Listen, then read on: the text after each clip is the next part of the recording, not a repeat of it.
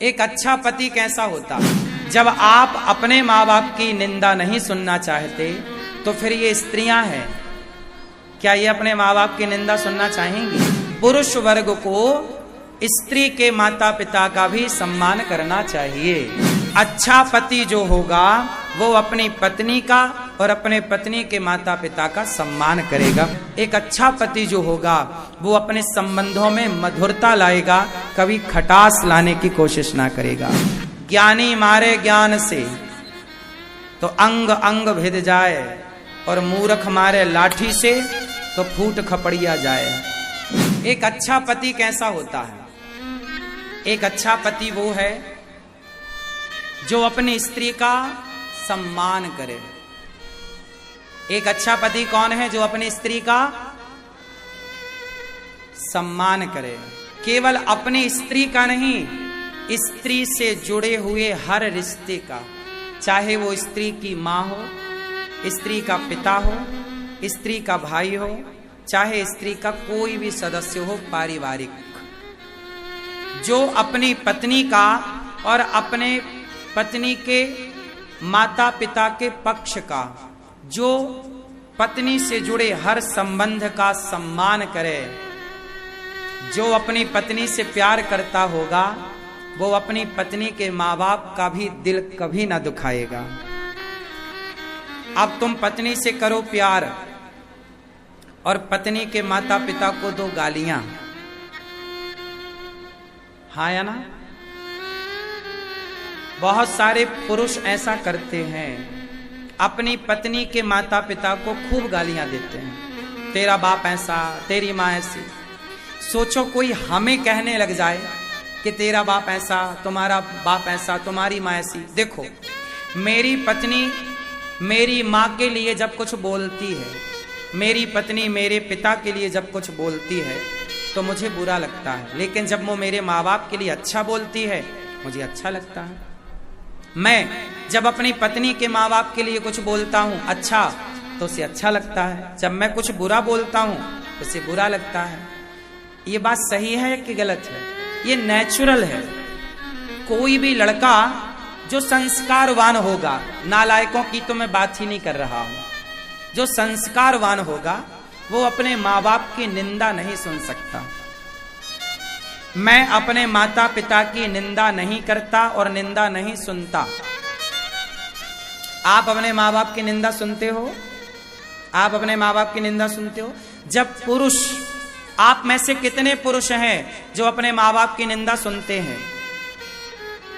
कितने हैं जो नहीं सुनना चाहते और नहीं सुनते? जो नहीं सुनते, नहीं सुनना चाहते वो हाथ उठाएं। नहीं, जब आप अपने माँ बाप की निंदा नहीं सुनना चाहते तो फिर ये स्त्रियां हैं, क्या ये अपने माँ बाप की निंदा सुनना चाहेंगी? नहीं। तो कितनी स्त्रियां अपने माँ बाप की निंदा सुनना नहीं चाहती? कितनी स्त्रियां अपने माता पिता की निंदा सुनना नहीं चाहती? कौन कौन नहीं चाहती? आप सुनना चाहती हैं? तो हाथ काहे नहीं उठा रही हो मेरी मां? इसका मतलब यह है कि पुरुष वर्ग को स्त्री के माता पिता का भी सम्मान करना चाहिए। सही है कि गलत है? तो अच्छा पति जो होगा वो अपनी पत्नी का और अपने पत्नी के माता पिता का सम्मान करेगा, पहला। दूसरा लक्षण, जो एक अच्छा पति होगा वो कभी अपनी पत्नी से जीतने की कोशिश ना करेगा। जैसे कभी पति पत्नी की लड़ाई होती है तो कई बार गलती किसकी होती? देखो, पति पत्नी की लड़ाई में गलती किसकी है मैटर नहीं करता। जो अच्छा पति है वो अपनी ओर से गलती है तो, नहीं है तो सॉरी कह देता, कोई बात नहीं। भाई पुरुष जो है वो अपनी पत्नी को अपना ही आधा शरीर मानता है। हमारे यहां पत्नी को कहते हैं अर्धांगिनी। तो आधा ही तो हो गया मेरा, तो अपने से गुस्सा क्या होना? चलो घंटा भर का गुस्सा सही है, दिन भर का गुस्सा सही है, हफ्ता और महीना भर का गुस्सा अच्छा नहीं है। तो पति जो होता है वो गलती किसकी है? कोई बात नहीं, पत्नी की गलती है।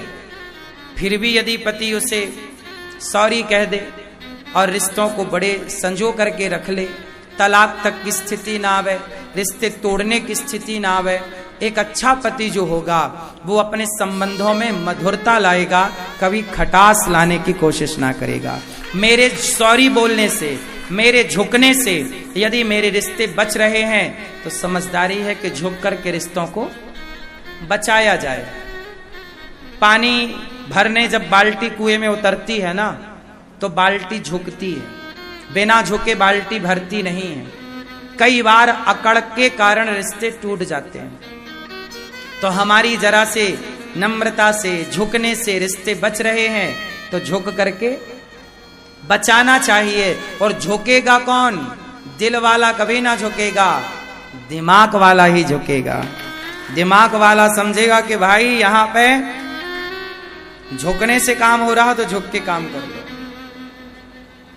ज्ञानी मारे ज्ञान से तो अंग अंग भिद जाए, और मूर्ख मारे लाठी से तो फूट खपड़िया जाए। मूर्खों की तरह प्रहार नहीं करना। कृष्ण का प्रहार कैसा था? कल के युद्ध में मैं जयद्रथ को मार दूंगा, ऐसी प्रतिज्ञा कर ली अर्जुन ने। कल के युद्ध में मैं जयद्रथ को मारूंगा या मैं मर जाऊंगा, कल मेरा अंतिम युद्ध होगा। भगवान ने डांटा, क्या जरूरत थी प्रतिज्ञा करने की? जयद्रथ तेरे हाथ ना लगेगा। दूसरे दिन का युद्ध हुआ, पूरा युद्ध हो गया, शाम होने को आई, सूर्यास्त में केवल अब 1 घंटा शेष बचा, लेकिन जयद्रथ का कोई पता नहीं। लंबी सिक्योरिटी में भी गुरु द्रोणाचार्य ने उसे रखा है। भगवान समझ गए कि अर्जुन अब जयद्रथ तक नहीं पहुंच सकता। तब भगवान ने क्या खेला? दिमाग।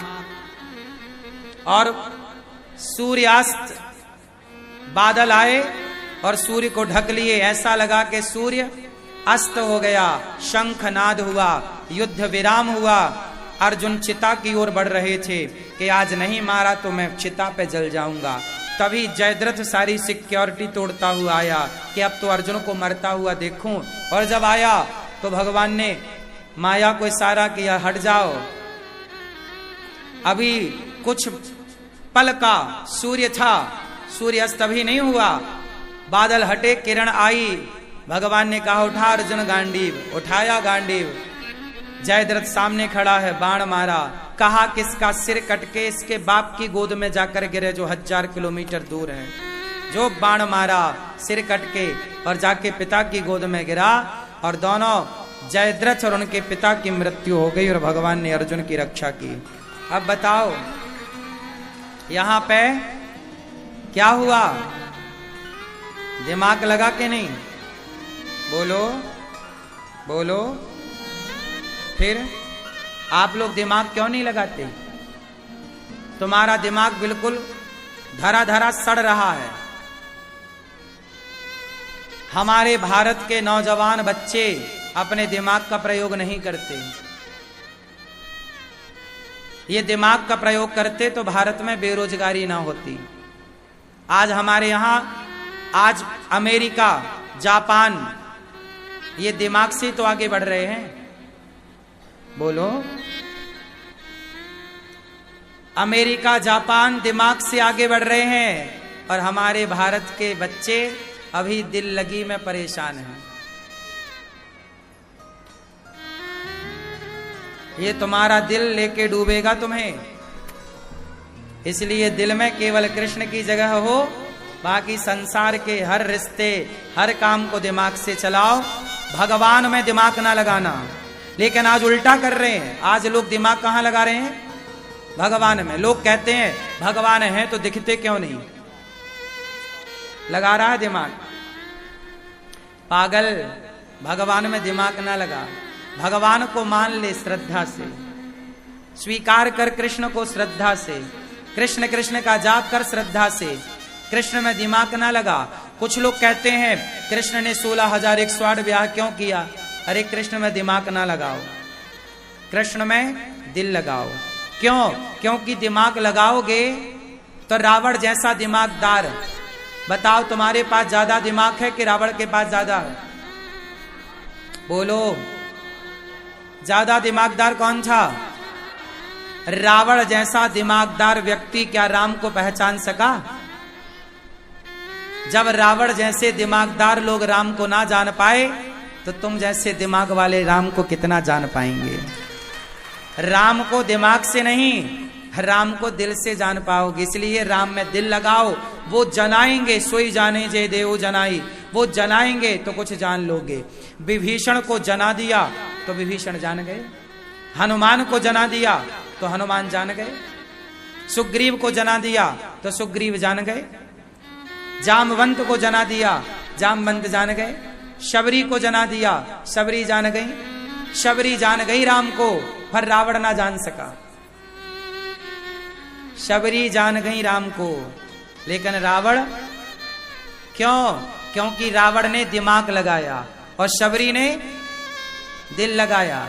शबरी ने दिल लगाया और रावण ने, हाँ, दिमाग लगाओ परिवार में, दिमाग लगाओ व्यापार में, भगवान में दिमाग नहीं, भगवान में दिल लगाओ। लेकिन आप लोग दिमाग से भगवान को जानना चाहते हैं। ईश्वर अतर्क है, राम अतर्क है। जो तर्क से परे है उसे तर्क से क्या जानोगे? ईश्वर श्रद्धा का विषय है, संदेह का विषय नहीं। दिल का विषय है, दिमाग का विषय नहीं।